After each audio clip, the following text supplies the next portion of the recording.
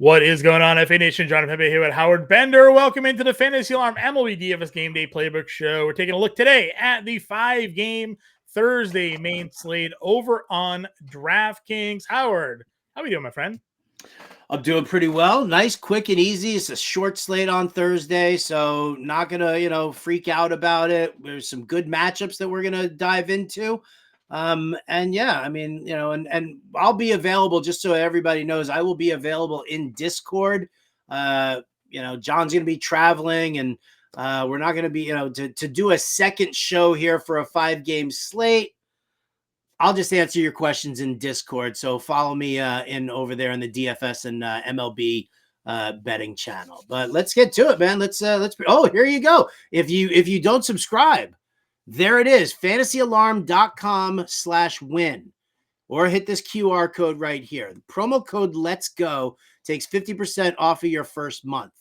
All right, what that's going to do right now for you guys, in addition to opening up all the MLB DFS content that we've got, you'll get the MLB betting content. You'll get betting and DFS content across all sports, not to mention the fact that you're jumping into the NFL best ball season.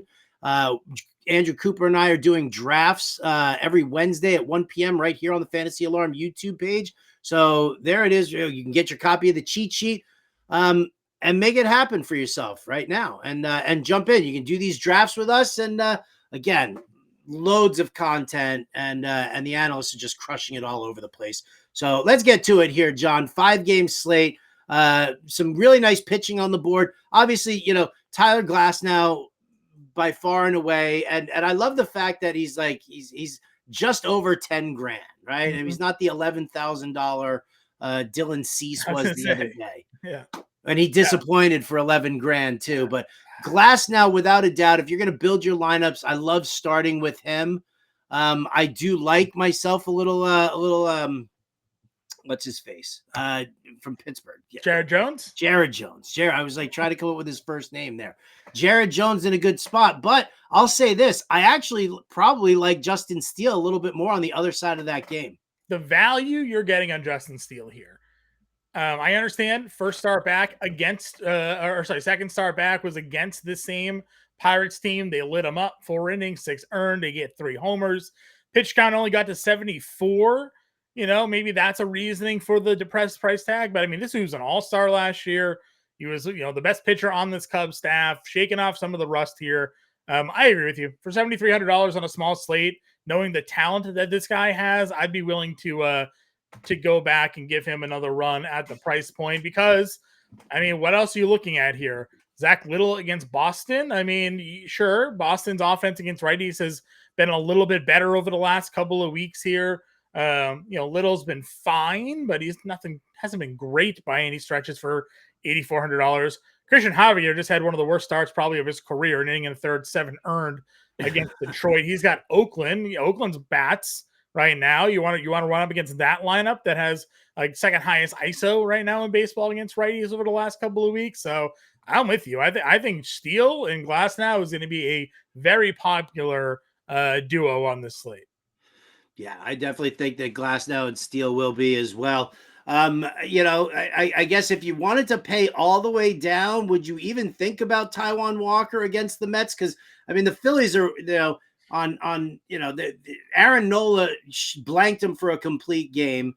Then Ranger Suarez made some quick work of them, on Wednesday. Mm-hmm. So, do you look to Taijuan Walker as a possibility here against the Mets? Sure, why not? Last 2 starts for him have been pretty good. Obviously, coming back there into their rotation, 3 starts this season over 6 innings or more.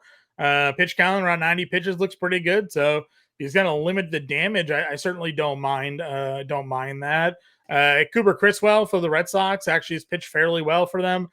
Pitch count's been around 80, but he's gone 5 innings in 3 of the 4 of his last 4 starts. I mean, if you think that there's a chance for him to get some wins, 18 or more fantasy points in 3 of the last 4 games, had 9 strikeouts against a Nationals team that doesn't really strike out all that much. So if you're not in on Tampa Bay, maybe Cooper Criswell could be a piece for you. So I definitely think there's a couple of spend downs of Criswell and Walker.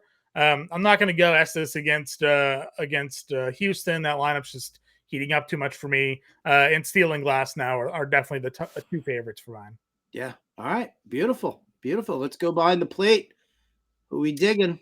I guess it really depends as usual, like who's in the lineup, Reese McGuire, Connor Wong, will we get McCann? Soderstrom's got catcher eligibility. He's $2,500. He's been in their lineup pretty consistently. A lefty bat against Javier could go there as well. Yeah, I think if we're paying down, then obviously you also have both the Mets catchers there. So yeah, I think it's a pretty easy pay down here behind the plate.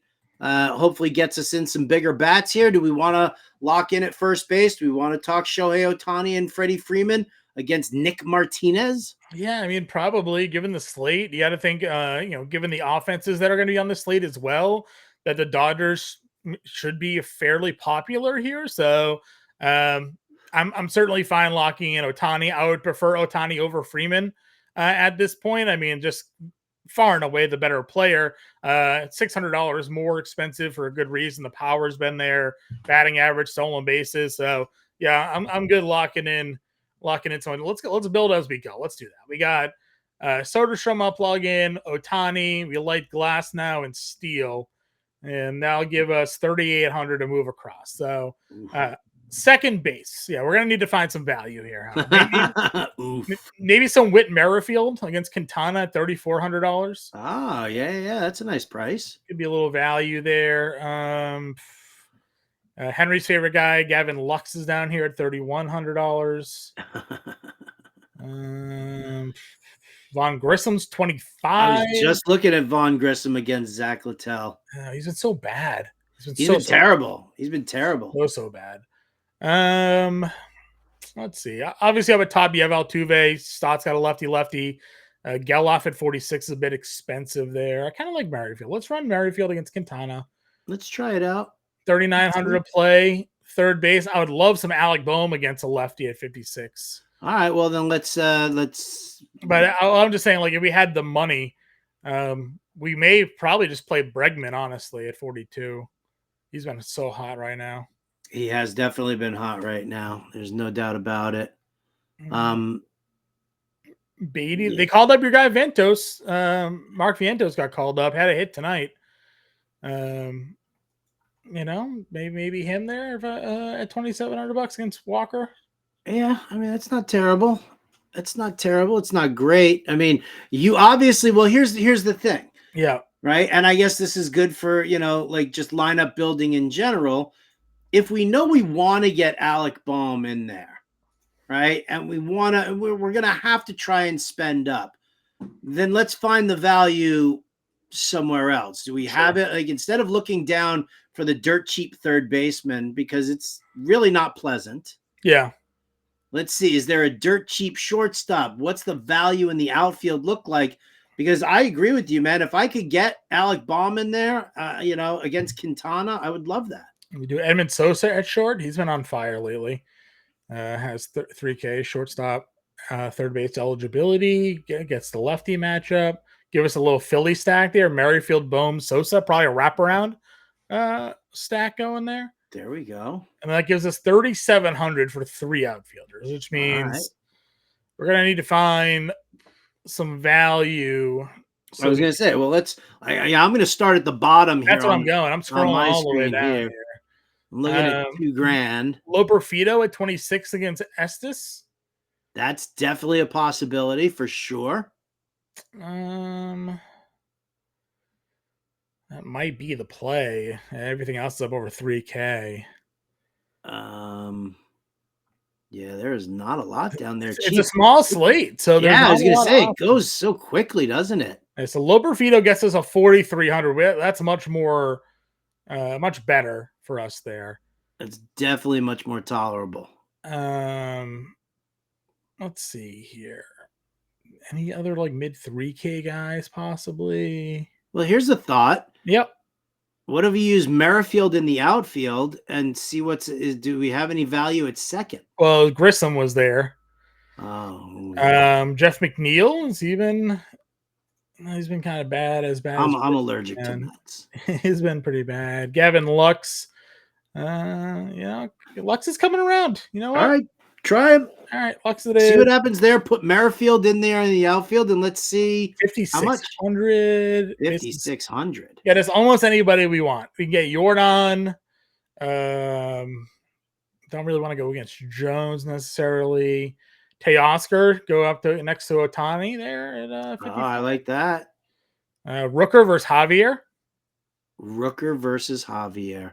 Right? Do we even need to? How expensive is Rooker? 45. Where the hell? Oh, he's 45. So I thought you said we had. How much did we have? I thought we had. We do, but I'm just like, we didn't have that much before. So Oh, yeah. Okay. I got you. So I if we go Rooker, we could probably get up 4,200 second baseman. Go Toro. Could play a little ace. Really, you just spent down from in the outfield so you could go up to Toro. Oh, Lux to Toro. I mean, I don't know. I'm just looking at the numbers. He's been hitting the ball pretty well. I mean, I would like Nico Horner, but if he's going to play or not. But he's got the hamstring injury. All right, we'll go back to Lux. We'll go Teoscar. That's fine with me. All right, $100 left over. Glass now, Steele, Soderstrom, Otani, Lux, Bohm, Sosa, Loperfido, Merrifield, Teoscar. We could move Otani to the outfield. Is there like a cheaper first baseman that has more appeal at all? Not really. You could use Soderstrom at first and then pay a little bit more for a catcher behind the plate. Nah. Nah. So, all right. So that's a quick breakdown, obviously, of this short slate. We'll be back full preview and everything like that, all the goods for the Friday slate. So be on the lookout for the preview show. It should be out on Thursday evening, and then you'll go back live 4 p.m. Eastern time on Friday to get you all your lineup questions answered and good to go there. Or 5 p.m. Eastern on Friday, right? 5 p.m. Eastern show. 5 p.m. Eastern on Friday. So, yes, Henry and I are going to do the preview show for Friday's slate on Thursday night. You'll be able to look for that on the Fantasy Alarm YouTube page. And then 5 p.m. Eastern, James Grande and I, hopefully James Grande. If it's not going to be James, then it's a mystery guest. But then we'll be back here at 5 p.m. Eastern to do the live stream there. And that'll be good to do it at 5 just because it'll give us a little added time to get some more lineup news in there. But yeah, there you go, John. And that's my final word. That's your final word. Good luck, everybody, with your research. Get us on Twitter. Find us in that Discord, and we will catch you guys later.